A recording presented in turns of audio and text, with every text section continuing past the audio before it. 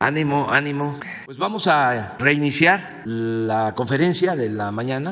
Hoy miércoles, después de los días santos y días de muertos, vamos a estar de nuevo informando.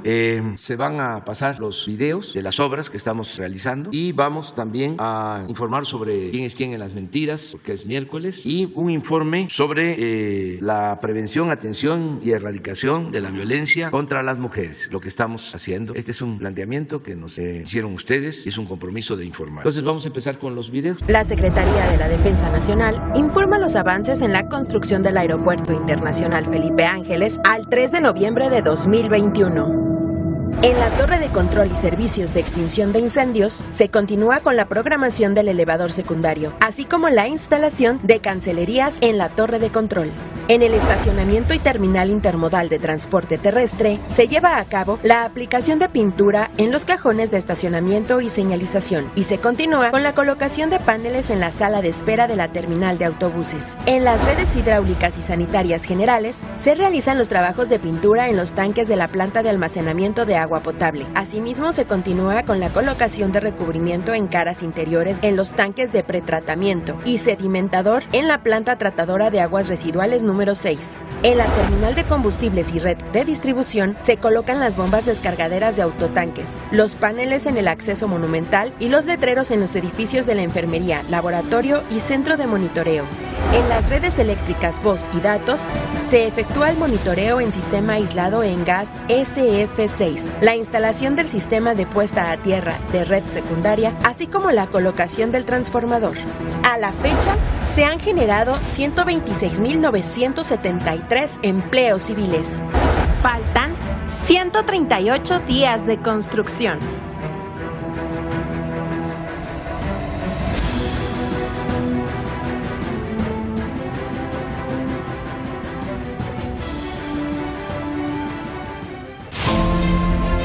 Es 29 de octubre y ya tenemos todo listo, nos hemos preparado para descargar los módulos de las plantas químicas que ya están llegando. Hoy recibimos de Estados Unidos un módulo de la planta de tratamiento de gases. Ve el reporte esta semana. La planeación en la construcción de la refinería inició con la procura temprana. Es por eso que como resultado ya empiezan a llegar vía marítima y terrestre provenientes de diferentes partes del mundo y del interior de la República los equipos y módulos de las plantas químicas al sitio de la refinería Olmeca en Paraíso, Tabasco. Esta semana arribó al puerto de Dos Bocas la embarcación Challenger, proveniente de Estados Unidos con los módulos Merichem, que integrarán la planta de gases, con la función de remover el azufre del gas. De igual manera, en el paquete 1 se recibieron transformadores para las subestaciones de las plantas combinada y coquizadora. Al mismo tiempo, se traslada desde Guadalajara, Jalisco, un reactor hidrogenerador de la planta hidrotratadora de naftas. En los paquetes 2 y 3 de la compañía Samsung se avanza en la colocación de diversos equipos en las plantas hidrotratadora de diésel, gasóleos, naftas y la planta reformadora. En el paquete 4, a cargo de Techin, se avanza en las cimentaciones superficiales de la base de hornos, tanques y cuartos de operaciones de cogeneración y en la construcción de las fosas de tratamiento de efluentes. Los racks de estructuras de acero se reportan al 95% de instalación y se inicia con la colocación de charolas y tuberías. Continúa el armado de las torres de enfriamiento. En el área de almacenamiento, se ha iniciado con la colocación de pinturas en los tanques terminados y avanzan las pruebas hidrostáticas, al mismo tiempo que el armado de esferas entra en la etapa final para continuar con las pruebas y pinturas respectivamente. En el área de edificios y contraincendio continúan los trabajos en el detalle interior y en telecomunicaciones se preparan los interiores para resguardar los equipos de voz y datos de toda la refinería que se conectará con toda la red de Pemex. En el cuarto de control central continúa la obra exterior de vigas y vidrios, forrados de espejos de agua y se detallan los muros en el interior. En la construcción del gasoducto, avanza la soldadura de piezas y continúa el tendido en los tramos a lo largo de 62 kilómetros de longitud. Al igual que el acueducto, se han colocado en tierra y agua lingadas de tubería que llevarán el vital líquido hacia la refinería. Continúa el trasplante de plantas de ornato cultivadas en el vivero hacia las áreas verdes de la refinería Olmeca, ubicada en el puerto de Dos Bocas. Reporte de actividades. Avance de obra. Semana 51 de 157. A lo largo de los primeros 4 tramos del Tren Maya, hemos ejecutado más de 300 kilómetros de terracería. En el tramo 1 en Tenosique, progresamos con la construcción de prefabricados, como el armado y soldado de la estructura de acero de las traves y prelosetas, la cual se ejecuta previa al colado de las mismas. En el tramo 2, en la localidad de Ruiz Cortines, Campeche, avanzamos con la fabricación y extendido de subrasante previo al inicio de los trabajos de las capas finales de la plataforma ferroviaria.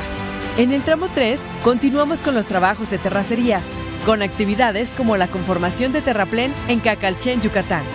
También en Ehuán, continuamos la construcción de pasos vehiculares con actividades de armado de acero y el armado de caballete en Chochó. En el tramo 4, avanzamos con la formación de subyacente y subrasante para la carretera Cantunil-Cancún. También en la misma carretera, progresamos con el tendido de la segunda carpeta asfáltica, así como la construcción de más de 10 pasos vehiculares que, sin interrumpir el paso de los existentes, permitirá mantener la conexión entre las poblaciones. Al día de hoy, los empleos generados en el sureste por el proyecto del Tren Maya ascienden a más de 90,000. El Tren Maya avanza. Construcción del tren interurbano México-Toluca. Reporte semanal. Vía catenaria y obra electromecánica. Avance 45.4%. Instalación de postes. Se continúa con el armado del sistema de catenaria utilizando vehículos bivial sobre las vías instaladas. Estos vehículos cuentan con plataformas elevables, grúas y herramienta especializada para la colocación de postes, accesorios y tendido de cables. Instalación de vía y canalizaciones. Se continúa con la colocación y nivelación de vía, así como con el colado de los plintos de concreto. Se tiene un avance desde la terminal Sinacantepec hasta el kilómetro 32 en promedio de las dos vías. Se avanza con las canalizaciones sobre los muros laterales de la vía confinada. Esta actividad se encuentra 2 kilómetros adelante del frente de instalación de vía. Tramo 3, 17 kilómetros. Avance de obra 53.3%. Frente 2, Carretera Federal. En este frente ya se tiene el 50% de las losas de compresión coladas y se continúa avanzando en el habilitado y colocación de acero de refuerzo en el 50% restante. Frente 9, tercer cruce de autopista. Se colocaron las últimas 2 traves prefabricadas de concreto en este frente. Estos montajes se realizaron en horario nocturno para minimizar las afectaciones a los usuarios de la autopista México-Toluca. Arteaga y Salazar. Se continúa con el corte de material y estabilización de taludes para el paso del tren interurbano bajo la nueva vialidad. Hondonada-Zagarpa. Se continúa con la construcción de las 2 columnas principales del viaducto en doble voladizo de 220 metros de longitud total en este frente. Estación Vasco de Quiroga. Continúan los trabajos de cimentación profunda para la estación con la perforación, armado y colado de pilas de concreto. Secretaría de Infraestructura, Comunicaciones y Transportes. La Comisión Nacional del Agua informa los avances del Parque Ecológico Lago de Texcoco. Conservación y mantenimiento del lago Nabor Carrillo. Continúa la conformación y renivelación de los bordos en el lago, así como el dragado al interior y exterior de los canales en la zona noroeste. Se lleva a cabo el levantamiento topográfico en los alrededores del lago y culminaron las acciones de desmonte y despalme del área de trabajo. Ciénega de San Juan, fase 2. Se concluyó el colado de las guarniciones de los anillos que conforman el estacionamiento. Asimismo, continúan los trabajos para la instalación de rejillas en andadores vehiculares y peatonales. Se colocó la capa final de gravilla en los andadores de la Ciénega de San Juan. Terracerías, fase 2. Para la construcción de las islas, se realizó la conformación del terraplén en las plataformas. Continúan los trabajos de reubicación de piezas de concreto para la elaboración de laberintos y zonas lúdicas. Asimismo, se llevó a cabo la liberación de las zonas donde se desplantan las plataformas. También se realizó la colocación de geotextil y geomalla en plataformas, islas, jardín central, barreras rompevientos y brechas cortafuegos. En el Tren Texcoco Norte se sumaron 2.71 kilómetros más de desasolve. Con estas acciones, el Gobierno de México fortalece la vocación ambiental de la zona en beneficio de los habitantes del Valle de México. Pues vamos con Elizabeth. Presidente, buenos días, compañeros de la prensa. El combate a la corrupción es el sello distintivo de la cuarta transformación de la vida pública del país. Y en esa tarea tienen que participar todos los sectores, pero sobre todo aquellos que tienen como cometido principal el servicio público, el servicio a la sociedad, como son los medios de comunicación. En efecto, la construcción, fortalecimiento y defensa de la democracia pasa por la depuración del aparato gubernamental, envilecido por el neoliberalismo y la corrupción. También en cuestión está el papel de los medios de comunicación, que en muchos muchos casos han justificado o callado el despojo y la mentira. Así, se convirtieron en cómplices del saqueo y la manipulación en contra del pueblo. Hoy en México, ningún medio ni periodista puede llamarse amordazado, ni desde el gobierno de la República se pagan por silencios o adulaciones. La prueba más clara de la libertad de expresión, de la libertad de prensa, de la libertad que gozan y ejercen los medios, son los diarios ataques, muchas veces plagados de diatribas en infundios en contra del presidente de la República, sin que haya otra respuesta que el argumento veraz, la exposición de motivos clara sobre los proyectos y la exposición de mentiras en que incurren un día sí y el otro también.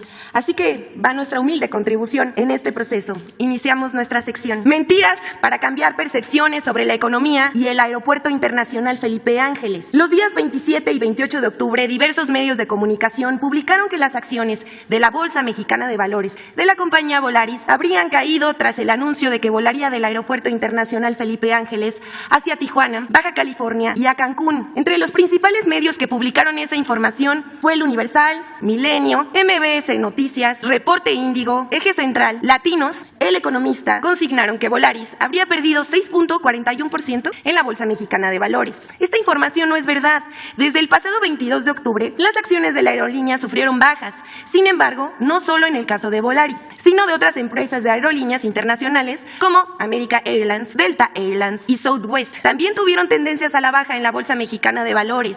Las razones de este decremento son el riesgo o rebrote de la variante Delta Plus del COVID-19. El 29 de octubre, diversos medios de comunicación y periodistas difundieron información falsa de que cayeron las acciones de la aerolínea Volaris tras anunciar que iniciaría operaciones en el Aeropuerto Internacional Felipe Ángeles. Los datos fueron utilizados de manera engañosa por la coincidencia entre el anuncio de Volaris de que operaría en el Aeropuerto Felipe Ángeles y la tendencia de la industria por COVID-19. El director general de Volaris, Enrique Beltranena, desmintió la información y detalló que después de un amplio análisis concluyó que será viable y más barato volar por el Aeropuerto Felipe Ángeles. Pero como siguen enojados con lo del aeropuerto, por eso inventan medios y periodistas. La siguiente, el colmo de las fake news. No es falso, pero no es verdadero. De cómo inventar un índice y darle difusión hasta que se crea que es verdad. Aquí les contaremos cómo una organización de Estados Unidos coloca a México como uno de los países más corruptos y cómo la difusión de esta calificación se usó para atacar al gobierno de Andrés Manuel López Obrador. Fue toda una operación. Hace 2 semanas, la organización World Justice Project, Proyecto Justicia para el Mundo, publicó su índice de Estado de Derecho en México 2020-2021, según el cual nuestro país aparece entre los 5 países más corruptos del mundo, detrás de Uganda, Camerún, Camboya y el Congo. El informe coloca a México en el lugar 135 de 139 países evaluados. En América Latina y el Caribe, México aparece en el último lugar. Y desde ese momento no pararon en difundir en medios y en redes sociales, repitiendo el dato de la corrupción a la menor provocación, citando a comentaristas, conductores, analistas, académicos, periodistas y opositores. Pero ¿de dónde salió este índice multicitado? ¿Cómo se elaboró? ¿Y quién lo financió? El índice de Estado de Derecho en México se elabora desde hace 3 años, casualmente, al mismo tiempo que López Obrador llegó a la presidencia de la República. En 2018, el World Justice Project evaluó a 133 países y colocó a México en el lugar 92. Un año después, en 2019, la organización evaluó a 126 países y colocó a México en el lugar 99. Y en 2020 pasó al lugar 113 de 139 en el índice general. Primero comentamos el dato más escandaloso. México cayó 9 lugares. Al respecto, los lugares de México han variado porque cada año se incorporan nuevos países al estudio. Para 2020, el World Justice Project incluyó 13 países nuevos, casi los mismos lugares que México se movió en la lista. Así que ese dato tan celebrado no es digno de ser tomado en cuenta. En segundo lugar, el índice no es un estudio exhaustivo, es el resultado de la consulta a un pequeño grupo de analistas, empresarios, organizaciones patronales, académicos, organizaciones no gubernamentales, que en casi todos tienen animadversión hacia el gobierno del presidente Andrés Manuel López Obrador. Aquí vemos a los colaboradores. Por ejemplo, hay gente de Coparmex, Transparencia Mexicana, el IMCO, México Evalúa, la Universidad Anáhuac, la Escuela Libre de Derecho, Cinépolis y Proyecto México Posible, entre otros. Entre los especialistas que ayudaron para la conceptualización y elaboración del índice del Estado de Derecho en México, pueden observarse a personajes como Edna Jaime, de México Evalúa, Juan Pardinas, del IMCO y director del periódico Reforma, y Ana Laura Magaloni, del CIDE. El índice de Estado de Derecho en México es patrocinado por el World Justice Project, organización estadounidense fundada en 2006 por el abogado y empresario William Ulrich, que durante casi 25 años fue el principal asesor legal de la compañía Microsoft en diversas polémicas mundiales. La World Justice Project, que tiene oficinas en Washington, Seattle, Singapur y México, se presenta como una organización sin fines de lucro y cuenta con el apoyo de 21 aliados estratégicos. En México, la World Justice Project apoya a diferentes organizaciones como México Evalúa, Causa en Común, la Red Quinte Poder, incluso a instituciones como el Tribunal Electoral del Poder Judicial de la Federación. Así, el estudio de opinión que coloca a México como uno de los 5 países más corruptos está financiado por una organización estadounidense y los especialistas consultados son esencialmente opositores del gobierno. La oficina del World Justice Project en México es dirigida por Tim Kessler, quien ha sido consultor del Banco Mundial y jefe del Programa de Competitividad de México en la USAID, una organización vinculada al Departamento de Estado de Estados Unidos, que de acuerdo con periodistas de distintos países tiene un perfil intervencionista contra los gobiernos que no se alinean a las políticas de Estados Unidos. De acuerdo con testimonios de personas que han trabajado en la World Justice Project, en esta organización, lejos de estudios económicos y sociales imparciales, se llevan a cabo productos informativos, montajes y producciones para hacer ensombrecer al gobierno que encabeza López Obrador. El World Justice Project ha celebrado convenios de difusión con el consejero presidente del INE, Lorenzo Córdoba, quien incluso ha presentado como si fuera propio el estudio. El Índice del Estado de Derecho, World Justice Project, también tiene acuerdos con gobernadores opositores como Diego Sinue Rodríguez de Guanajuato. Mediante una compleja red de colaboraciones con diferentes personajes de la vida pública, el World Justice Project ha logrado abrir espacios para encabezar foros, conversatorios y mesas de análisis para difundir la idea de que México es un estado fallido. Al observar el directorio del World Justice Project en México, se puede constatar que sus principales investigadores no son reporteros, periodistas ni académicos destacados, sino productores y directores de cine. El abogado del ITAM, Roberto Hernández, director del documental Presunto Culpable, es el investigador senior de la World Justice Project y representando a la organización estadounidense, suele ofrecer conferencias al lado del empresario Gustavo de Hoyos, expresidente de la Coparmex, para difundir el trabajo de esta asociación. Isa Guerra, directora de producción de la World Justice Project, carece de experiencia en temas de corrupción, rendición de cuentas, pero por otra parte ha sido destacada productora en películas y series taquilleras como Cantinflas, Club de Cuervos y No Manches Frida. Como puede constatarse, detrás del Índice del Estado de Derecho en México 2021 están organizaciones y personajes que militan contra López Obrador. Quienes han difundido este informe son medios y periodistas y políticos como Claudio X González, Felipe Calderón, entre otros. Les vamos a dejar aquí las notas y los tweets que difundieron este índice. Así se construyen los golpes mediáticos contra el gobierno de la 4T, con la idea de manchar poco a poco el prestigio del gobierno con información falsa. Pero ya la gente no se deja llevar por esas informaciones. Hasta aquí la sección de hoy. Muchas gracias. Con su permiso, señor presidente, muy buenos días, tengan todas y todos ustedes. Estamos aquí esta mañana para dar cuenta de las acciones que se han realizado en el Grupo Interinstitucional para la Protección Integral de Mujeres y Niñas y desde la Secretaría de Seguridad y Protección Ciudadana en la prevención, atención y erradicación de la violencia contra las mujeres. Por eso están aquí mis compañeras del gabinete Nadine y Fabiola, que forman parte pues de este gabinete. Ahora ellas también tienen una presentación respecto de estos temas. Como primera secretaria de Seguridad del país, tengo no solamente la encomienda del señor presidente de México, sino la convicción y el compromiso de trabajar para que las mujeres y las niñas tengan una vida libre de violencia en nuestro país. Sobre la situación de la violencia contra las mujeres en el país, podemos decir que en septiembre pasado tuvimos una disminución de 63%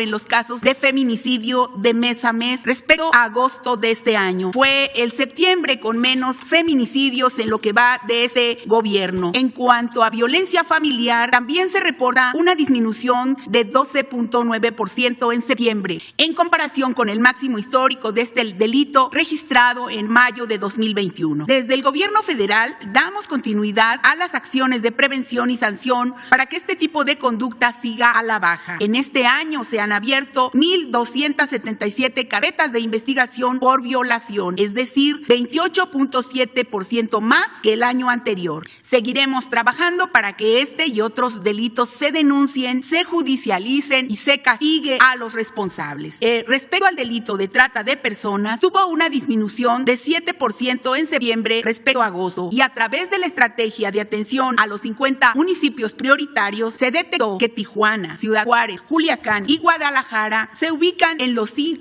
primeros 10 lugares, tanto en incidencia de homicidios dolosos de mujeres como de feminicidios. Hay 5 delitos contra las mujeres que se presentan principalmente en 16 municipios de atención prioritaria. Estos son feminicidio, lesiones dolosas, homicidios dolosos, violencia familiar y violaciones. Estos municipios son Ensenada, Mexicali, Tijuana, Chihuahua, Ciudad Juárez, Iztapalapa, Celaya, Irapuato, Guadalajara, Zapopan, Ecatepec, Puebla, Benito Juárez, San Luis Potosí, Culiacán y Centro de Tabasco. Tomando como base el Plan Nacional de Paz y Seguridad, se formuló la Estrategia Nacional de Seguridad Pública, a partir de la cual se crearon las 32 mesas estatales de construcción de paz y seguridad y las 266 regionales. Bajo esa directriz se atiende de forma integral y focalizada la demanda de seguridad de cada municipio y entidad, y se acuerdan ahí acciones para la prevención, atención y erradicación de la impunidad en materia de violencia hacia las mujeres. Voy a decir algunas de las acciones, 11 acciones,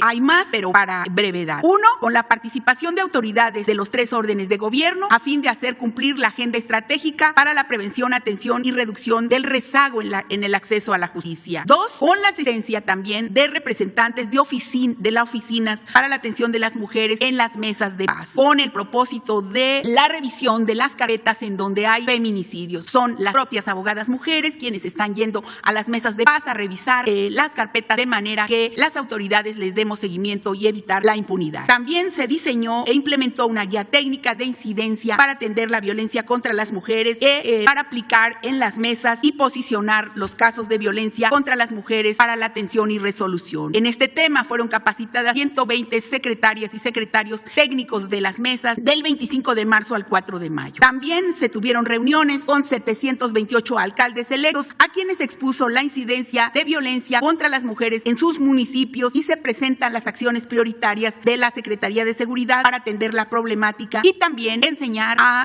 las autoridades municipales a reportar los casos rápidamente para ser atendidos. También se realizaron distintas acciones de profesionalización y capacitación en materia de violencia contra las mujeres. Ahí han participado en este año 130,923 personas servidoras públicas de los 3 niveles de gobierno, 55% de las cuales son elementos de seguridad estatales y municipales. También se impulsa el conocimiento y la aplicación de 2 protocolos: el Nacional de Actuación Policial para la Atención de Violencia de Género y el Protocolo Nacional de Coordinación Interinstitucional para la Protección de Niñas. También se firmó un convenio con la Secretaría de Desarrollo Agrario, con la SEDATU, para poner en marcha el proyecto Territorios de Paz Caminemos Unidas, a través de la cual ellos están generando espacios seguros para mujeres, y estamos también ahí en la prevención de los delitos. Otra cosa, el uso de la tecnología, que está generando nuevas formas de violencia y que afectan fundamentalmente a mujeres y niños. Por eso se elabora la ciberguía, y ahí estamos hablando mucho de la ley Olimpia y de las actividades que no se deben realizar sin consentimiento de las mujeres en redes sociales o en sitios de internet. Otra es la atención de la violencia contra las mujeres. Hay que decirlo, recordarlo, se requiere siempre la participación, el apoyo de todas las dependencias para prevenir y erradicar esa violencia. Claro que como gobierno estamos reconociendo siempre el derecho de las mujeres para expresarse públicamente, aunque decirlo, nosotras no le apostamos nosotros le apostamos a la movilización pacífica. Hemos iniciado labores también de fortalecimiento de la estrategia de seguridad del Estado al ampliar de 15 a 50 municipios en coordinación con las autoridades, y ahí también estamos haciendo seguimiento a las carpetas de investigación de los delitos contra las mujeres para abatir la impunidad. Trabajando de la mano también con Naciones Unidas para los manuales en la aplicación de la ley de servicios policiales sensibles al género y la participación en muchos foros de alto nivel. Finalmente, trabajar siempre en acciones para la prevención, atención y erradicación de la impunidad y la violencia contra las mujeres. Para ello se integró un cuerpo especializado con mujeres de la Guardia Nacional que coadyuva con las fiscalías estatales y las investigaciones de feminicidio, así como la conformación del gabinete de género de la Secretaría. Tenemos claro que hay que asumir siempre la responsabilidad de proteger, promover y respetar los derechos de las víctimas y garantizar la asistencia jurídica necesaria para llegar a la verdad. En unos días estamos ya dando inicio a una serie de actividades en el marco de los 16 días de activismo para visibilizar la violencia contra las mujeres. Desde la Secretaría de Seguridad seguiremos haciendo lo necesario para avanzar en en la construcción de la paz, que considere a niñas y mujeres porque las queremos vivas, libres y autónomas. Muchas gracias por su atención y gracias que nos permiten trabajar con usted. Con su permiso, presidente. Buenos días a todas y a todos. Secretaria Rosa Isela, presidenta Nadine, Elizabeth. Por instrucción presidencial, acudimos hoy a este ejercicio de rendición de cuentas sobre las acciones que está realizando la Secretaría de Gobernación a través de la Comisión Nacional para la Prevención y Erradicación de la Violencia contra las Mujeres, la CONAVIM, para mejorar las condiciones de vida y de seguridad de las mujeres en nuestro país. Si me pasan la primera lámina, por favor. Aquí podemos ver e informar que durante la administración del presidente Andrés Manuel López Obrador se han invertido poco más de 300 millones de pesos en los centros de justicia para las mujeres. Se trata de la mayor inversión que ha dedicado una administración federal para este tipo de centros. Gracias a la colaboración con las autoridades estatales, hoy contamos con 56 centros en todo el país. Este año simplemente se inauguró San Luis Potosí y Uruapan, Michoacán, y gracias a esta red, en lo que va del año, se han atendido a 174,000 mujeres, es decir, todos los días, en promedio, 580 mujeres acuden a recibir atención psicológica, asesoría legal, médica, a poner una denuncia, a capacitarse para el empleo, etcétera. Informar que están por concluirse los centros, como podemos observar, en Gómez Palacio, Durango, en Cuauhtémoc, Chihuahua, y en Piedras Negras, Coahuila. Y además ya se están construyendo los centros en Escárcega, Campeche, en la Magdalena Contreras, en San Luis, Río Colorado y en Tlaxcala, para dar un total de 63 centros de justicia para las mujeres. Quiero aprovechar este importante espacio para decirles a las miles de mujeres que nos escuchan que se acerquen, que pidan ayuda, que acudan a los centros de justicia, que la violencia no es normal y que estamos obligadas a brindarles protección y seguridad. Por otra parte, en la siguiente diapositiva podemos observar y decir primero que las alertas de violencia de género deben servir para que las autoridades federales, estatales y municipales hagamos lo que nos toca para mejorar la vida y la seguridad de las mujeres. En lo que va de la presente administración, la Secretaría de Gobernación, a través de la CONAVIM, ha decretado 7 alertas de violencia de género: Baja California, Guerrero, Chihuahua, Estado de México, Sonora, Puebla y Tlaxcala. Se trata del mayor número decretado en menos de 3 años en coordinación con el INMujeres y con la Comisión Nacional de los Derechos Humanos. Como puede apreciarse en la lámina, 22 estados tienen alerta de violencia de género, con lo que 1 de cada 4 municipios del país están obligados a cumplir con acciones de seguridad, prevención, acceso a la justicia y reparación del daño para las mujeres y las niñas. Informar en la siguiente lámina que para atender las alertas de violencia de género, la Secretaría de Gobernación, a través de la CONAVIM, realizó una inversión de 121 millones de pesos en acciones orientadas a la prevención de los feminicidios, la atención al rezago en las carpetas de investigación y la atención especializada a niñas y mujeres en las comunidades indígenas y afromexicanas. Los recursos sirvieron para la contratación de 787 profesionistas, abogadas, psicólogas, médicas, antropólogas forenses, trabajadoras sociales, traductoras, etcétera, que laboran en 34 instituciones locales, principalmente en las fiscalías especializadas, en las comisiones ejecutivas de atención a víctimas, en las áreas de seguridad pública, en las entidades federativas y también en las secretarías e institutos de las mujeres en todo el país. Hay que decir con toda responsabilidad que, a diferencia del pasado, nosotras no ocultamos ni maquillamos las cifras. La violencia por razones de género, la que ocurre en contra de las mujeres y las niñas por el hecho de ser mujeres, es grave y es inocultable. Y estamos actuando en consecuencia, practicando la autocrítica y mejorando, entre otras cosas, las alertas de violencia de género. Por esa razón, bajo la conducción del secretario Adán Augusto López y del subsecretario Alejandro Encinas, estamos trabajando de la mano con las y los gobernadores. Por ejemplo, la gobernadora de Chihuahua, la de Tlaxcala y la propia jefa de gobierno en la Ciudad de México encabezan personalmente esta tarea. Con los gobernadores de Jalisco, Nuevo León, Sinaloa y Sonora, acordamos recientemente reforzar el mecanismo de alerta de violencia de género e involucrar a todos sus gabinetes en esta misión. Finalmente, informar que contamos con un sistema de monitoreo que nos permite, en coordinación con la Secretaría de Seguridad, que encabeza la secretaria Rosa Isela, y las fiscalías de los estados, identificar los casos de violencia contra las mujeres y las niñas. En lo que va del año, en la CONAVIM hemos atendido a 594 víctimas y sobrevivientes de violencia, más de la mitad por violencia sexual y física. Hemos atendido 34 casos de feminicidio y 7 de tentativa de feminicidio. feminicidio. Entre los que hemos atendido nos han conmovido e indignado los feminicidios infantiles. Algunas de las víctimas de entre 1 y 2 años de edad, en 2 casos por agresión sexual, uno a manos del padre biológico y otro a manos de un tío. Ciertamente hay temas que nos incomodan como sociedad, que no nos atrevemos a denunciar. 9 de cada 10 violaciones a las niñas ocurren al interior de los hogares y en su entorno más cercano. Y no se denuncia por miedo, por desconfianza a la autoridad o por pena. Y el mensaje debe ser muy claro. No habrá impunidad en esos delitos. Contamos para eso con la responsabilidad y el compromiso. Esperamos contar con la responsabilidad y el compromiso de las y los jueces para que colaboren en el combate a la impunidad. Y si me permite, señor presidente, proyectaríamos un video sobre el funcionamiento de los centros de justicia para las mujeres. Los centros de justicia para las mujeres son espacios donde las mujeres que viven violencia encuentran servicios especializados para ser atendidas. Actualmente, existen 56 centros de justicia en el país. Todos cuentan con un área de trabajo social, responsable de orientar, acompañar y canalizar de manera adecuada a todas las mujeres que así lo requieran. En el área de psicología, las mujeres, sus hijas e hijos, reciben terapia con la mayor privacidad, empatía y profesionalismo. La violencia tiene un fuerte impacto en la vida de las niñas y los niños. Por ello, mientras las mujeres son atendidas, sus hijas y sus hijos reciben apoyo especializado en un ambiente adaptado a sus urgentes necesidades. Que las mujeres tengan un auténtico acceso a una vida libre de violencia requiere del esfuerzo compartido de diversas dependencias, como salud, educación, fiscalías, juezas y jueces. Los centros de justicia se abocan en todo momento a brindar seguridad y salvaguardar la integridad de las mujeres que viven violencia.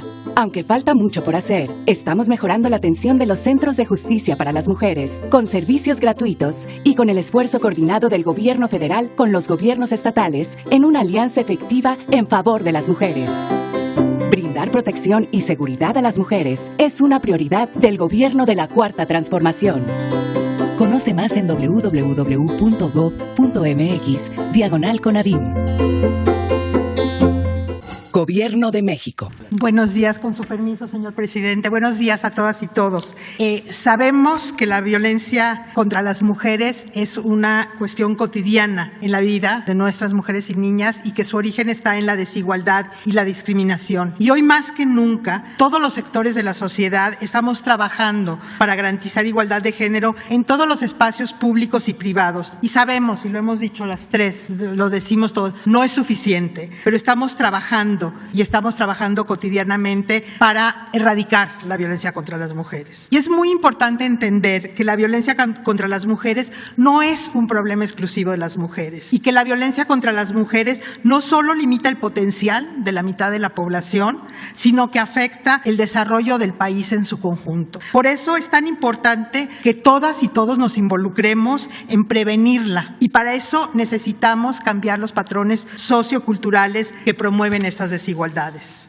También tenemos que reconocer, la siguiente por favor, que la Cuarta Transformación ha sumado a las mujeres como nunca antes al proceso de transformación nacional y lo hacemos siempre, poniendo en el centro a las mujeres que están en situación de mayor vulnerabilidad, es decir, a las mujeres pobres, a las mujeres indígenas, afromexicanas, rurales y que por eso son las principales beneficiarias de los programas prioritarios y estratégicos que tienen como objetivo brindar oportunidades y garantizar el acceso a derechos de las mujeres y las niñas, accesos a mejor alimentación, a trabajo, a educación y todos estos factores son factores protectores de la violencia. 58% de las beneficiarias de los programas prioritarios y estratégicos son mujeres y niñas, 55 millones. La siguiente, representan, por ejemplo, el 57% de jóvenes construyendo el futuro y 68% de las más de 15 millones de becas Benito Juárez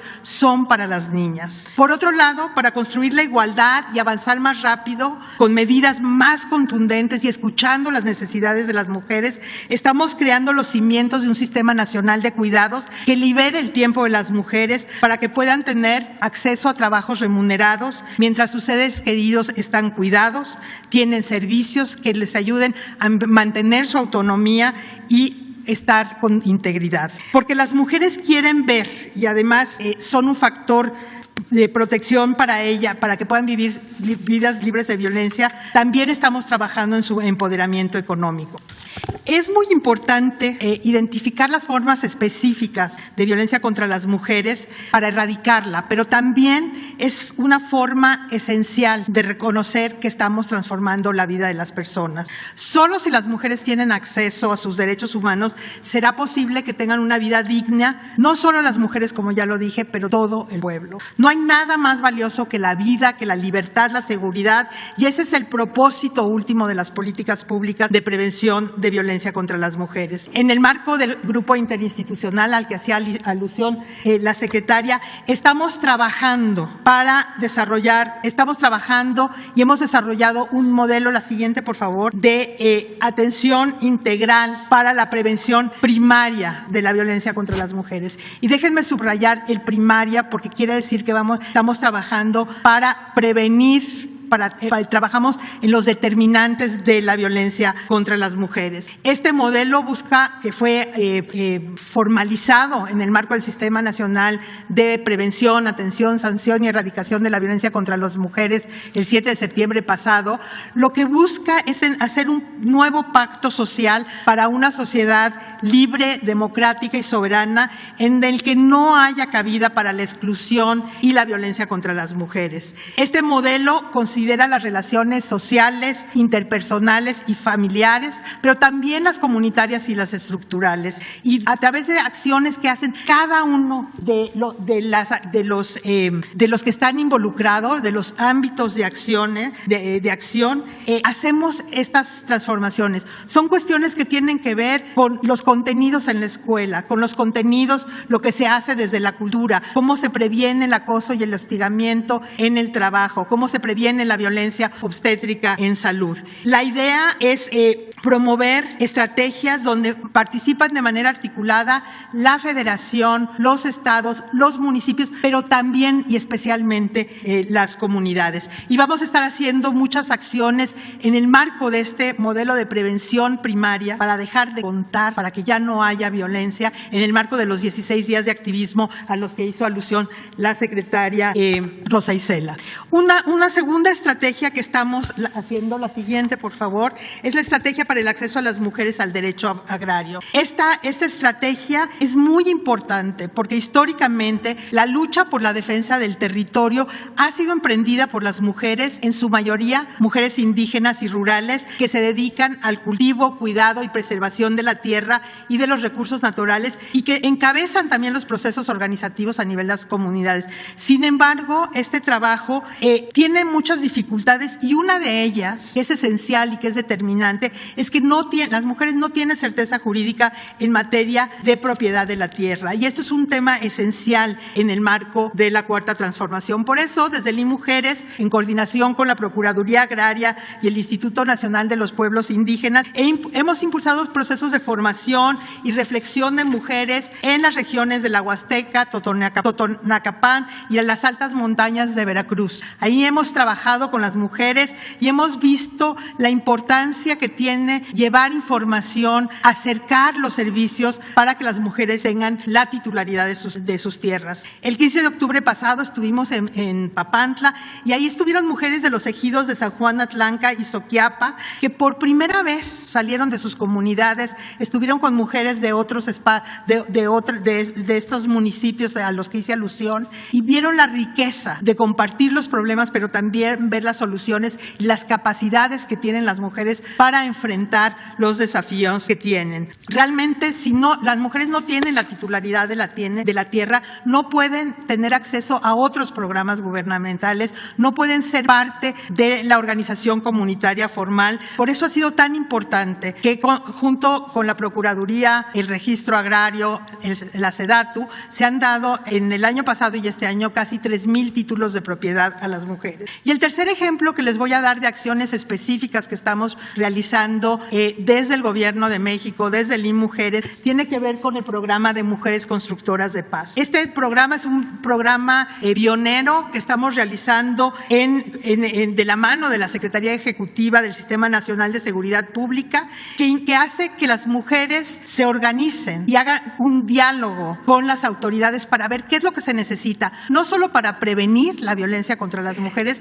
pero para construir una paz positiva, una paz que haga que ese espacio sea un espacio propicio para vivir en paz y libre de violencia. Este año se formaron 100 redes de mujeres constructoras de paz en 54 municipios de 11 entidades federativas que están donde están participando activamente más de 1,500 mujeres. El año pasado se formaron más de 200 redes. Las mujeres en estas redes, como les decía, ven su entorno, dialogan con la comunidad, hacen actividades, pero tienen un diálogo y tienen una escucha importante por parte de las autoridades municipales. Tenemos redes que vale la pena hablar de ellas en Puebla y Tlaxcala, donde hay una diversidad de mujeres adolescentes, mujeres de la comunidad, mujeres trans, donde están viendo cómo usar el espacio público a través de diálogos colectivos en las calles. O el de Ciudad Juárez, donde las redes MUCPA se apropiaron del espacio público y están rescatando parques a través de jornadas de limpieza y cuidado vecinal. Quiero terminar esta exposición diciendo que en el Instituto Nacional de las Mujeres tenemos la obligación, y hemos sido encomendadas por el presidente, de atender, de impulsar políticas públicas, de prevenir la violencia contra las mujeres, pero lo hacemos también con la profunda convicción que eso es lo que va a transformar nuestros países. Trabajamos todos los días con y para las mujeres que se han visto vulneradas en sus derechos. Los intereses, las experiencias, las necesidades de las mujeres son consideradas en las políticas públicas hoy más que nunca. Son parte de lo que es central de la Cuarta Transformación. Porque como bien decía nuestra secretaria, nos queremos libres y plenas. No queremos nunca más un país que no tome en cuenta a las mujeres. Entonces, estamos asumiendo nuestra responsabilidad de hacer políticas públicas para promover una vida libre de violencia. Sabemos que, como decíamos, que la violencia es multifactorial y por eso estamos trabajando también en el empoderamiento económico, en el desarrollo de un sistema de cuidados, justamente para prevenir la violencia contra las mujeres. Y termino diciendo lo que dije al principio. La violencia contra las mujeres es un problema de todas y todos. Por eso todas y todas tenemos que hacer acciones individuales, colectivas, sociales, para que todas podamos vivir vidas libres de violencia. Muchísimas gracias. Luego tú. Gracias, presidente. Gracias por el informe. Buenos días, soy Verónica Villalbazo, Frida Guerrera, medio independiente, colaboradora de Cultura Colectiva, entre otros medios. Estaba escuchando muy atenta lo que nos compartían las secretarias, buenos días, y me preguntaba, tenemos ahí en común un caso con ABIM que nos ha estado ayudando a acompañar en Morelos. ¿Cuál es realmente el apoyo que se les está dando a las víctimas? El caso particular del que hablo está sin trabajo, con su niña recuperada después de ese intento de feminicidio, con una familia del agresor encima de ella y sola. Tenemos otros casos de menores, niñas y niños sobrevivientes que tampoco tienen apoyo porque no existe un programa que los abrace a ellos como víctimas. Particularmente el caso de una pequeñita con una nula probabilidad de vida y que afortunadamente está viva. Sin embargo, su abuela no puede trabajar, obviamente porque hay que estar estimulando a la niña, cuidando a la niña, y no hay apoyos económicos para este tipo de víctimas. Ninguna comisión de atención a víctimas lo tiene, particularmente en los dos casos. Hemos buscado el apoyo de la Comisión de Atención a Víctimas de Morelos, no lo hemos obtenido. Y en el Estado de México, pues con mucho esfuerzo, la comisionada de Atención a Víctimas sí nos apoyó, pero pues prácticamente convenciendo al Consejo, que ese es otro punto. Quienes deciden si se les apoya o no a las víctimas es un Consejo, y no sé si de verdad hay un programa que económicamente las ayude. ¿Cuál? Gracias por la pregunta y seré muy breve. En este ejemplo que planteas de la víctima directa, en el caso de Morelos, solamente decir que los casos que nosotros hemos atendido los hemos hecho y lo hacemos no porque nos competa, no somos fiscalía ni somos, no somos poder judicial, pero sí nos toca hacer que sucedan cosas. Y entonces este monitoreo al que hacía referencia, que nos ha llevado a la identificación de cerca de 1,000 casos que hemos atendido en este año, nos ha permitido primero tener una comunicación permanente e inmediata con las fiscalías y las fiscalías especializadas, permanente e inmediata con las comisiones ejecutivas de atención a víctimas y con el acompañamiento directo de las instancias de las mujeres. Ese es el papel que hemos hecho para garantizar que sucedan cosas y que estos delitos no queden en la impunidad, dar acompañamiento a las víctimas y a las víctimas indirectas. Y por otro lado, señalar que esta es la primera vez en la historia de nuestro país en donde se identifica a las víctimas indirectas, a niñas, niños y adolescentes en orfandad por feminicidio, y se estableció ya un protocolo que coordinó el Sistema Nacional DIF, el Instituto Nacional de las Mujeres y nosotras, en donde hemos podido lograr que las fiscalías especializadas registren en el caso en el que se den, en el que existan estas víctimas indirectas, se han incluso ya canalizado la mayoría de los casos a la Secretaría del Bienestar para que les puedan ser entregadas también becas para el bienestar en función de las edades y de los programas con los que cuenta el Gobierno de la República. Entonces estamos atendiendo permanentemente a las víctimas directas y a las víctimas indirectas. Sí, perdón, secretaria, pero está usted hablando de huérfanos, víctimas indirectas. Yo estoy hablando de una niña o de niñas que tenemos sobrevivientes, que son las víctimas directas, que están vivas y que no hay un programa que las abrace, como en efecto es la primera vez que se está haciendo esto con los niños y las niñas que quedan en la orfandad por feminicidio, pero no hay un programa que abrace a esas víctimas directas sobrevivientes que son pequeñitas. No lo hay, no existe. Sí, si nos pasas el caso específico, con mucho gusto lo atendemos. Con muchísimo gusto lo vemos. Gracias, secretaria. Sí, al contrario. Hablaban de las abogadas y de este apoyo que se está dando a las víctimas indirectas de feminicidio. ¿Cómo es que las familias las pueden contactar? Adelante. Sí, como señalé en la presentación, por primera vez también los recursos destinados a la alerta de violencia de género fueron canalizados para la contratación de personal, porque eso es lo que más duele lo que más le duele a las instituciones encargadas de la atención a estos delitos por razones de género. Y la manera en la que pueden contactarnos es a través de las redes, a través de la página oficial del Gobierno Federal y de la CONAVIM, y particularmente también en las fiscalías y las fiscalías especializadas en los casos en donde tengan, por ejemplo, en algún delito de feminicidio que esté rezagada la carpeta de investigación, que no se haya retomado, en delitos de carácter sexual también, que hemos atendido algunos que aquí la compañera Leti Ramírez nos ha hecho llegar, ¿no? Que han llegado aquí a Presidencia, que le han planteado al señor presidente directamente y que han sido atendidos. Entonces, directamente con la CONAVIM en la página del Gobierno Federal. Gracias, secretaria. Ya para terminar, ojalá pronto podamos tener esta reunión pendiente que tenemos con las diferentes dependencias y podamos presentarles esos más de 100 casos que acompañamos, pero esto va directamente a una petición al presidente. Muchas gracias, secretaria, y a la Secretaría de Seguridad. Es para hablar de una relación de trabajo que hemos hecho del 2018 al 2021. En este periodo se han realizado las acciones para detener a más de 41 feminicidas en distintos estados como Querétaro, México, Ciudad de México, Guanajuato, Sinaloa, Nuevo León, Puebla y Oaxaca. En varios de estos casos fue una detención civil por parte de nuestro colectivo, de la gente que nos apoya, ya que al principio no se contaba con la ayuda de las fiscalías de la Ciudad de México y del Estado de México, hasta que esta última tomó muy en serio nuestra coadyuvancia y en conjunto con el apoyo del fiscal general, Alejandro Gómez, se han llevado más detenciones por la colaboración que existe. Dentro de estas detenciones se encuentran dos mal llamados monstruos, quienes en realidad eran feminicidas seriales, que gracias a la labor de colaboración entre la ciudadanía, que somos nosotros, y la Fiscalía del Estado de México se logró su detención.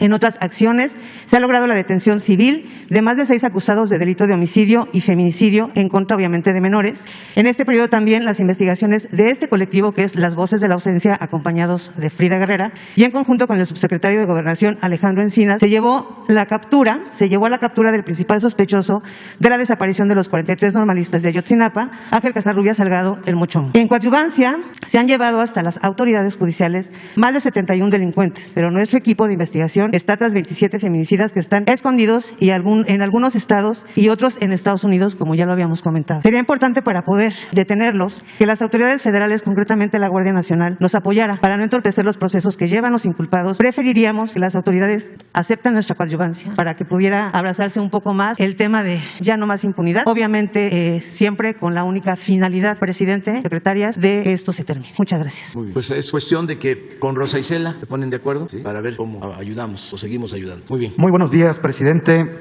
Ramón Flores, del Centinela Informan, de Humanoid de Inglaterra, y funcionarias que la acompañan. Este es un caso grave también de mujeres que le voy a presentar. Presidente, hace 1 año y medio le dimos a conocer aquí el caso de Claudia Sánchez Mayorga, que la antigua Procuraduría General de la República la metió a la cárcel desde el 2013 en el reclusorio de hombres en Nayarit, embarazada. Le quitaron la matriz, le quitaron a su hija y no tiene sentencia a la fecha. Es una presunta responsable. Quien realmente la metió a la cárcel a Claudia fue la supuesta defensora de mujeres, Teresa Ulloa, que resultó no tener ni cédula profesional, pero informó que lleva 99 casos en los tribunales federales con la Fiscalía General de la República y que el presidente Peña la postuló como pedagoga a la Comisión de Víctimas. La víctima, Claudia, tiene 2 cédulas profesionales, la que está presa, una en administración y otra en profesora, pero está en la cárcel. Teresa Ulloa recibió recursos federales de Indesol y locales que están en total opacidad. Manipuló a supuestas víctimas y a funcionarios de la Procuraduría General de la República y del Poder Judicial solo para cobrar 4.2 millones de pesos. También está involucrado Santiago Enrique Rolando, que era un policía federal corrupto, sembraba drogas y armas a sus víctimas, ya está tras las rejas, pero en su informe del 2013 a la Procuraduría General de la República dice que Claudia era manager. ¿Eso es delito o cómo se sustenta ese dicho? Ahora, se le ocultan los expedientes a la víctima e inclusive su historial médico del CFRSO de Nayarit, donde fue torturada. En un momento más le voy a entregar los documentos, presidente, que acreditan la investigación. Presidente, la pregunta es, ¿estaría de acuerdo que Asuntos Internos de la Fiscalía General de la República investiga a los ministerios públicos y si el subsecretario Alejandro Encinas le puede dar una audiencia a quien la víctima determine, y con los datos que le estoy entregando se puede investigar a través de la UIF a la Secretaría de la Función Pública y la Fiscalía General de la República a Teresa Ulloa? ¿Y podría usted apoyar a la víctima para que le entreguen su expediente, para que tenga una debida defensa? Sí, entréganos la información y le vamos a pedir a Alejandro Encinas que hable con los familiares, con los representantes de quien está detenida y que se revise su caso, y si hay violación de derechos humanos se castigue a quienes violaron los derechos humanos y se le ayude a ella, se le apoye, que cuente con nuestro respaldo. Eso es lo que podemos hacer. Si le entregas a Jesús y Alejandro se va a hacer cargo de atenderlo. Sí, ahorita le entrego los datos. En mi segundo planteamiento, qué bueno que está aquí la Secretaria de Seguridad Pública, presidente, recuerda usted que le planteamos el tema hace 2 años y medio de la renta de las patrullas y que dio instrucciones a la Secretaría de la Función Pública, a la Fiscalía General de la República, y a la UIF que revisara los contratos de Grupo Andrade por la renta de 1,500 patrullas en 2.7 millones de pesos cada una, las 1,850 patrullas de Jesús Horta por 3,300 millones de pesos, que por cierto continúa prófugo, y 21 funcionarios más. Mi pregunta, presidente, es, y directo para usted, es, ¿usted ordenó que se compren patrullas de 8 cilindros con equipo Wellen y cámaras que la última vez pagaron 91,000 pesos por cada una, que solo se le compre o rente a Grupo Andrade, que al igual que Genaro García Luna y la administración pasada le rentaron las patrullas, que hoy que no hay otras marcas de vehículos hechos en México o de equipo policial que puedan participar en igualdad de condiciones para que no sigan robándose el dinero para la seguridad? Y por último, ¿podría la Secretaría de la Función Pública, la Fiscalía General de la República, y la UIF informar aquí cómo van las investigaciones en contra de Grupo Andrade? Sí, bueno, nada más que yo no conozco a estas personas, ni ordeno que se compren patrullas con determinadas características, porque eso corresponde pues a los responsables, en este caso la Secretaría de Seguridad. Aquí Rosa Isela nos puede explicar sobre esto y decir que no se permite la corrupción. Porque aquí tengo el contrato, si quieres se lo entrego directamente a la secretaria. secretaria. Ahora mismo, pero sería bueno que lo explicara. De las observaciones o las cuestiones que tuvieron que ver, las investigaciones que tuvieron que ver con la parte anterior, está en manos de la Función Pública o de la Fiscalía General de la República. Eso sigue su curso, no corresponde a la Secretaría esa parte. Digamos, tampoco corresponde a la cuestión de la Ciudad de México. Quiero ser muy clara al respecto. De lo actual, efectivamente, este año se hizo una licitación pública en donde participaron 16 empresas, quedaron unas finalistas. No tengo de memoria por cuánto fue esa licitación, pero sí efectivamente se requerían 4,000 vehículos. No hay en el mercado. Usted puede investigar en todos lados que no hay en el mercado. La licitación se hizo con el acompañamiento correcto de la Función Pública, el órgano interno de control, y la decisión no es de la Secretaría, es, digamos, de un grupo de servidores públicos, incluidos los de la Guardia Nacional, que adquirieron estos vehículos. Pero en ningún caso lo puedo decir que fue un proceso opaco, fue un proceso abierto, público, transparente, por lo que se refiere a la última licitación. También decir que pues no hubo 4,000 vehículos que se buscaba comprar para este año, solamente hubo 1,000, no hay en el mercado camionetas, camiones, etcétera, quizá en el 2022. Hay otra empresa que dijo, aparte de la que resultó favorecida, que entregaba las patrullas que eran las que se tenían en el mes de julio, si no mal recuerdo. Sí, así es. Entonces tomamos la decisión de no esperar 8 meses, sino de adquirir las que estaban a más bajo precio, que estaban en el mercado y que las entregaban este mismo año, porque la otra pues era quedarnos sin las patrullas hasta el mes de julio, hasta el año que entra. Entonces sí, esa es nuestra responsabilidad, hacer procedimientos claros, transparentes y con el acompañamiento y la vigilancia de la función pública todo el tiempo. Entonces, pero está a consideración de cualquier ente la revisión de este y de todos los contratos, todo lo que nosotros realizamos está a revisión de todas las autoridades competentes. Ok, ahorita le entrego el contrato. Y por último, presidente, hacerle un planteamiento, porque usted ha dicho que la calumnia cuando no mancha tizna, ¿no? Nosotros le hemos estado pidiendo derecho de réplica a La Silla Rota, que por cierto es uno de los medios que más se dedica a calumniar. Y esta pregunta va para Jesús Ramírez, porque La Silla Rota hace 3 meses escribió una columna calumniando a un compañero que está aquí, que es Hans Salazar, a Lord Molécula y a un servidor, Ramón Flores del Centinela Informa, diciendo que usted nos paga 200,000 pesos por hacerles preguntas a modo. Entonces yo le quiero hacer la pregunta directamente a Jesús, gracias a que no tenemos el derecho de réplica de Silla Rota, si en algún momento el equipo del Centinela Informa o un servidor me le ha acercado o insinuado a solicitarle algún apoyo, pues que lo diga, porque dicen que la mentira se mata diciendo la verdad de frente, y por eso le quiero hacer la pregunta a Jesús, porque nosotros jamás le hemos solicitado un solo centavo a su gobierno, señor presidente. Gracias. No, lo han solicitado ustedes y también nosotros no repartimos sobres, ya no hay chayote, se acabó con el cultivo del chayote para sobornar. Se cultiva mucho chayote en Veracruz, que sí, conozco zonas chayoteras en Veracruz y en otras partes. Además, el chayote es muy sano, es un buen alimento, no contiene grasas, es muy saludable, más que nada tiene líquidos, agua, básicamente, ¿no? Y es muy sabroso, suculento el chayote. Pero el que se le daba a los periodistas ya no se entrega. Entonces es una calumnia. ¿Qué es lo que pasa? Se está llevando a cabo una transformación en México y se está acabando con la corrupción, se está desterrando la corrupción. Por eso es una vil calumnia lo del periódico Reforma. No hay que molestarse, hay que entender el fenómeno. Había una banda de malhechores que dominaban en México, tenían tomado el gobierno y eran influyentes, pseudo intelectuales, dueños de medios de información, periodistas, una pandilla de rufianes. Entonces, como ya no hay chayote, pero no se permite, que eso es lo que más les molesta, el atraco, porque no tenían límite, se dedicaban a robar, a saquear. Estoy hablando de los de arriba, de los que yo llamo delincuentes de cuello blanco. Entonces, ahora están muy molestos. El Reforma, pues es un periódico que protege a la oligarquía de México, a los traficantes de influencia. Es el principal protector del padre de la desigualdad de México moderno, Carlos Salinas de Gortari. Entonces, traen una campaña en contra de nosotros. Pero no es solo el Reforma, pues es el Universal, que también recibía dinero del gobierno, bastante. Es Krause, es Aguilar Camín. Hablas de La Silla Rota y es un programa del Financiero, del Universal. La otra La Silla Roja, porque también el Financiero, pues es lo mismo. O sea, aquí acabamos de hablar ahora de estos patrocinadores, ¿no?, que sitúan a México como el país más corrupto del mundo, algo exagerado, ¿no?, por completo, cuando nos hemos dedicado a erradicar la corrupción. Pero se menciona a un patrocinador, a Ramírez, que era el de los grupos empresariales, se llama Hombres de Negocios, ¿no? Consejo Mexicano de Negocios, es ese, ¿no? Sí, él tiene créditos en Nacional Financiera, o sea, toda la promoción económica financiera para sus cines, pues fue apuntalada por el gobierno con estos créditos. Hablamos del Financiero, $100 millones de crédito, y así, todos. Ese es su enojo. Entonces ustedes pues no tienen nada de qué preocuparse.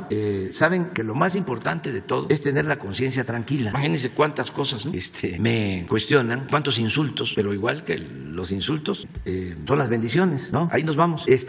Pero lo más importante, repito, es la conciencia de uno. Si Krause sale a decir de que es el país, México, con más fallecidos por COVID, pues es una mentira, pero uno lo explica porque Krause canasteaba, o sea, vivía del gobierno. Ahora ya no vive del gobierno, está recibiendo dinero ejemplo, de Bimbo, de Oxxo, de Coppel, también de Ramírez, etcétera, etcétera, etcétera, igual que Aguilar Camín. Entonces, no se preocupen, así es esto. Ahora que fue el encuentro sobre medio ambiente, criticaron que por qué no asistí. Pues estuvo en mi representación y lo hizo muy bien Marcelo Ebrard, y no van a reconocerlo, pero ¿qué fue lo más significativo de ese encuentro en la Gran Bretaña? Fue la firma, sí, para sembrar árboles. A ver, para que se enojen, ¿de dónde creen que salió esa idea? De Sembrando Vida. Y un dato adicional, porque también ahí están, ¿no?, pendientes, que no había firmado México el programa de reforestación. Si el programa lo propusimos nosotros. No sé si les diste a conocer la carta que le envié al presidente Biden sobre la visita del señor Kerry antes de este encuentro. A ver si hoy se las entregan, porque estoy ahí proponiendo una estrategia en cuanto a la protección del medio ambiente y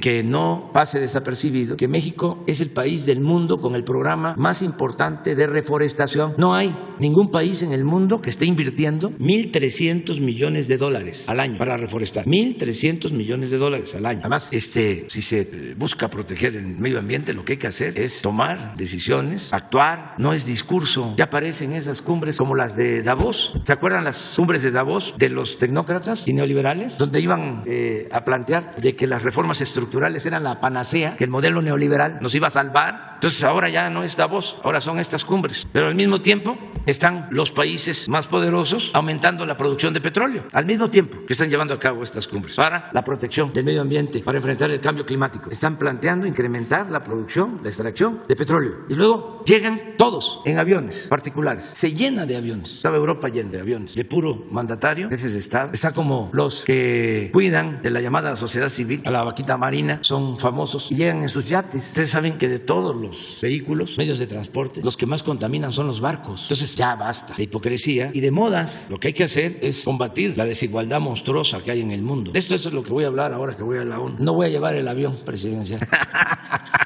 Bueno. Buenos días, señor presidente. Buenos días a todas y a todos. Mi nombre es Diego Elías Cedillo, de Tabasco Hoy, Campeche Hoy, Quintana Roo Hoy y Diario Basta en la Ciudad de México, de Grupo Cantón. Señor presidente, antes que nada me gustaría preguntarle cómo se la pasó ahorita que estuvo en estos días de guardar en Tabasco, y en lo particular si pudo usted desayunar o comer tamalitos de chipilín propios de la zona del sureste tabasqueño. En paralelo a esto, presidente, me gustaría hacer énfasis en un caso reciente en estos días, que fue el lamentable hecho donde falleció, donde perdió la vida el actor Carlos Octavio Caña, paisano tabasqueño, el cual ocurrió en unos hechos bastante polémicos o muy curiosos, ¿no?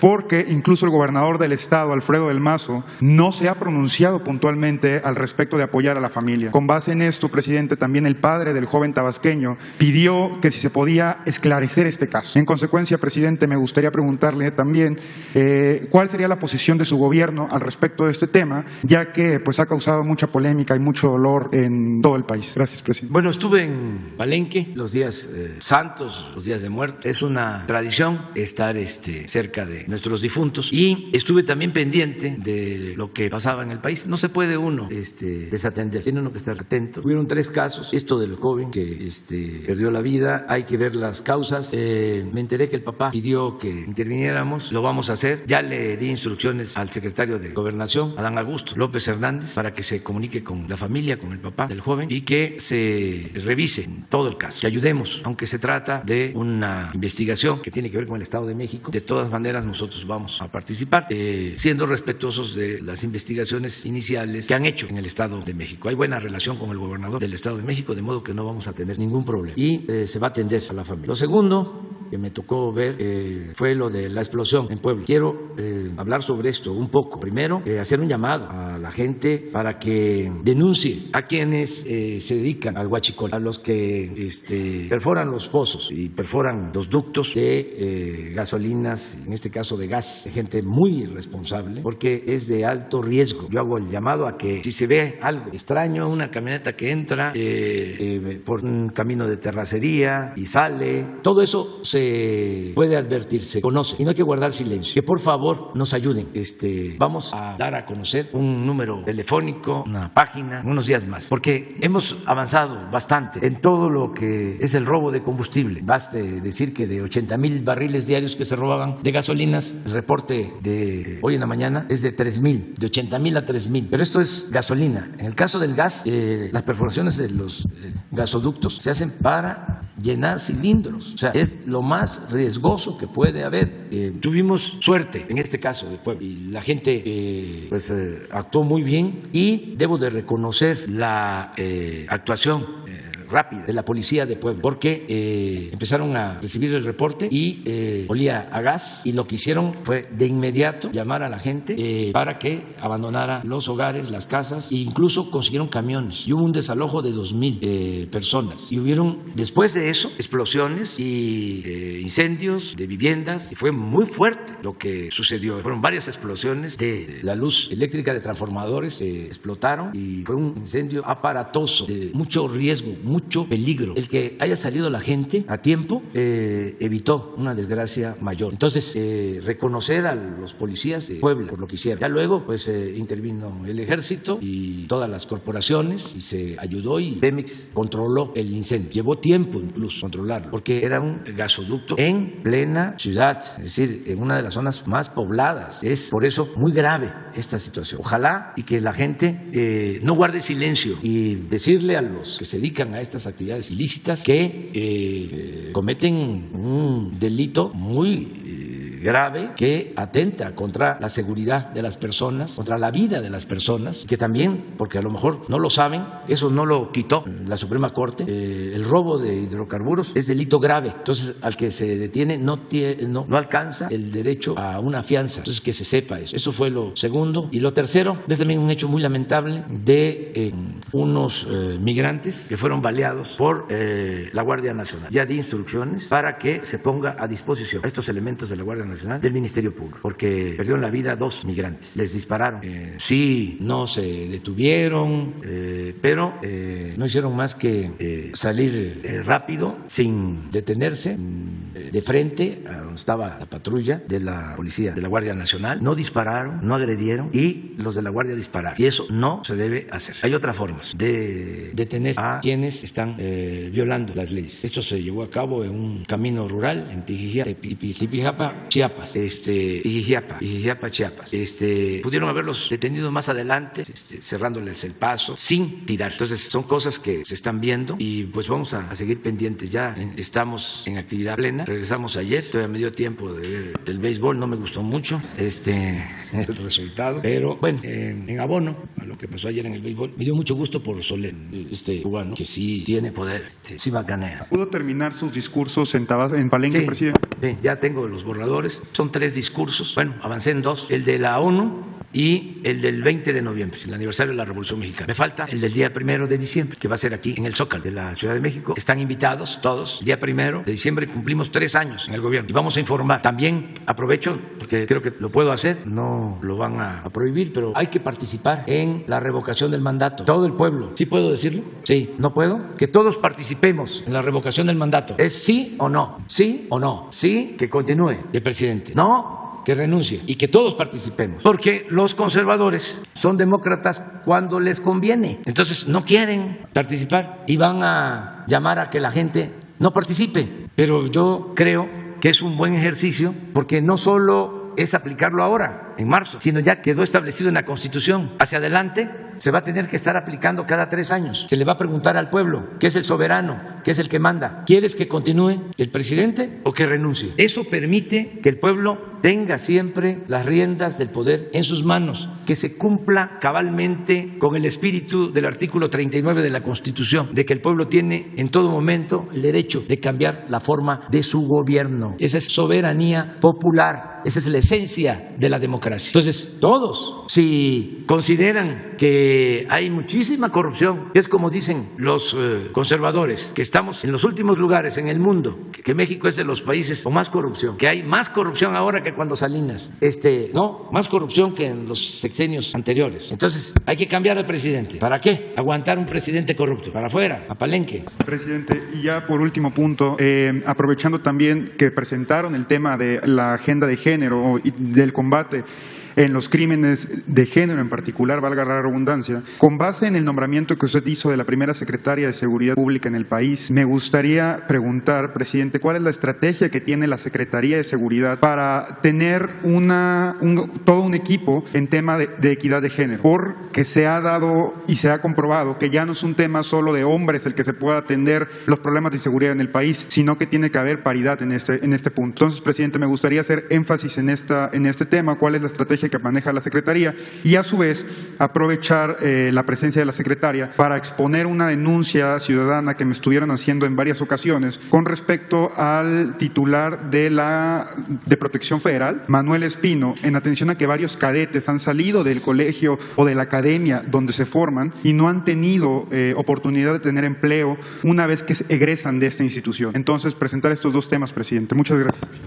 Bueno, la primera cuestión sí tiene que ver con el equipo de trabajo, que por fortuna en México hay paridad en el gabinete de seguridad. Pocos países tienen esa posibilidad de que en las principales carreras del gabinete del gobierno de México somos mujeres las que estamos al frente de los asuntos. Educación, economía, la cuestión del medio ambiente, seguridad, energía, en fin, somos muchas compañeras las que estamos al frente. Se me irán algunas, pero también trabajo, por supuesto. Esa es una parte importante porque la mirada es una mirada de mujeres hacia los problemas de las mujeres en general y para la inclusión precisamente de las mujeres, de sus problemáticas y también atender escuchar cuáles son las principales ideas que tienen para mejorar México. Esa parte que es fundamental. La segunda es que hay un programa de trabajo en todos los lugares que incluye a las mujeres. En todas las instituciones hay una inclusión hacia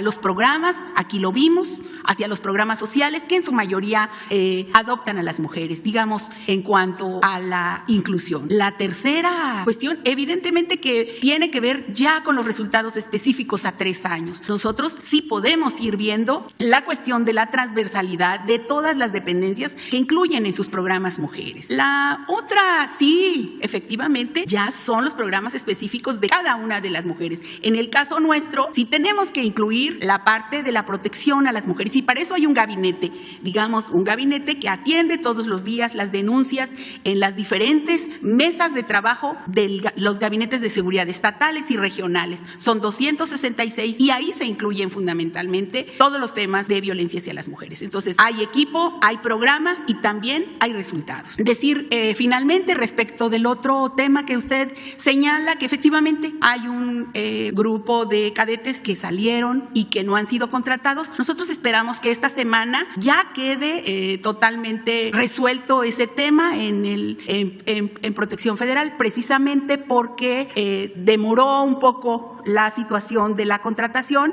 y ya hemos tomado cartas en el asunto personalmente y se resolvió el problema de la autorización de las plazas en Hacienda. Digamos, esperamos que esta semana sean llamados aquellos cadetes que requieran este trabajo. Por supuesto que es una orden atender y además muchas dependencias están requiriendo los servicios de Protección Federal para la vigilancia y cuidado. Eso sería. Mañana tenemos mañana exposición de... entonces una más. Sí. He tenido contacto con su esposa. Hoy me escribió un mensaje para usted.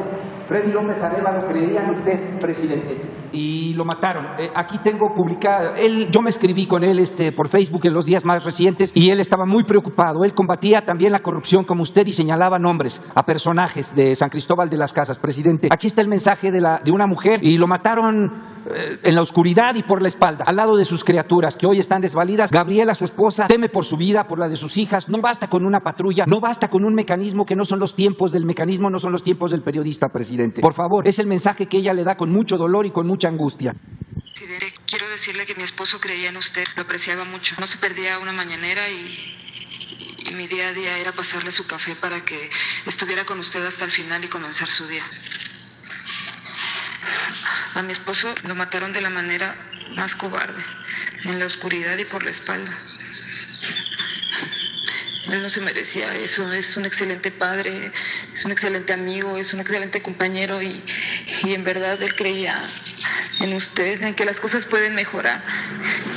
Y así lo hacía donde quiera que íbamos y así le enseñó a sus hijos siempre a hacer el bien, a donde quiera que fuéramos a tratar de mejorar las situaciones de la gente de las comunidades en Chiapas y en muchas partes del país. Aquí están los nombres, presidente, que señaló en sus últimos 2 reportajes. Uno tiene que ver con Jerónima, la exalcalde de San Cristóbal de las Casas, Jesús Carmona, Miguel Ángel de los Santos. Él lo señalaba como misos, alcahuetes, de estar en asociación delictuosa. Y el más reciente, presidente, él señaló que Mariano Díaz Ochoa, el alcalde reciente, se había ya desprendido de 2 bandidos. Eliezer Jerez Rosales, esposo de Valeria Santiago, líder del Partido Verde Ecologista ahí en Chiapas, presidente, y de un hombre llamado Carlos Perola de los Chuchos, Narciso Ruiz, quien controla el mercado de los ambulantajes y los baños públicos, presidente, y que son recursos millonarios los que se arrojan. ¿Quién lo mató, presidente? Lo mató la corrupción. Yo también temo por mi vida, presidente. Hemos estado buscando audiencia con Claudia Sheinbaum porque tengo 2 casos de carpetas de investigación donde están coludidos todos los ministerios públicos y un fiscal en particular, presidente. Quisiera yo tener esa audiencia para presentarles a mujeres que viven solas, que son mujeres víctimas y que están siendo revictimizadas, presidente. Que en paz descanse mi compañero